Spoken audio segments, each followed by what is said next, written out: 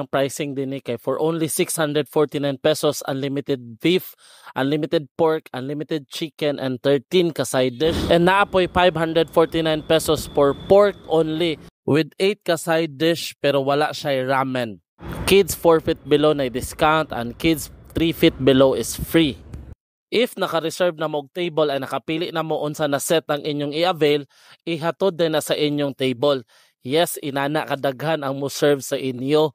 Buyag kay silang server dinhi daghan kaayo kay during sa time pagday namo is fully occupied gid ang ilang mga table pero daghan gid kay sila server ga baras-baras.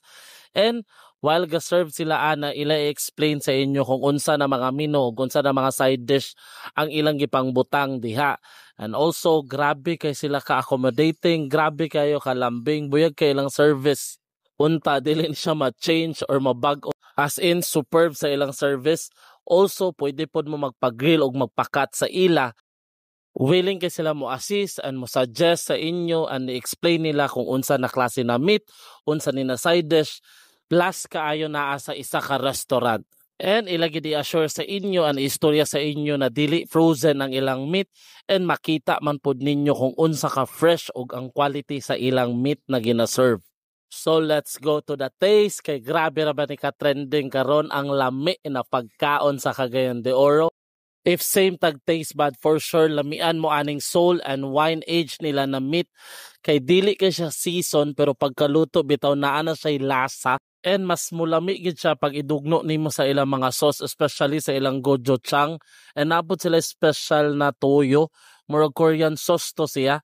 So far mo ginakong gibalik-balik og order ang ilang soul og wine age na meat and also ang ilang flavored meat and ang ilang beef and chicken okay gid kapon og timpla. Pero para sa ako, all in all, pinakalami gid ang ilang pork na soul. And ang ilang mga side dish po, dagan gid kay mapilian, kaya sila kimchi, bean sprout, ilang tawag as in, grabe na kung balik-balik po lami ni siya. And also sa mga side dish na po yung mga ready to eat na fried chicken, na siya upat ka klase, na itulo ka flavored and na po original. Tilawan po na ko tanan, okay gapon tanan ang timpla, na po lettuce, cucumber, japchae, and steamed egg. And medyo tabang gid ilang steam egg and ang ilang japchae. Good thing na lang kay na sila mga condiments available na pwede mo request na sila salt and pepper, sesame oil, na po sila gochujang, and plus kaayo sa ako na naa sila sabaw and ramen. So all in all, in terms of foods, service, ambience, and price, definitely mo balik ko din and I recommend nako ni na place. Hangtod sa sunod, kita kits travelers.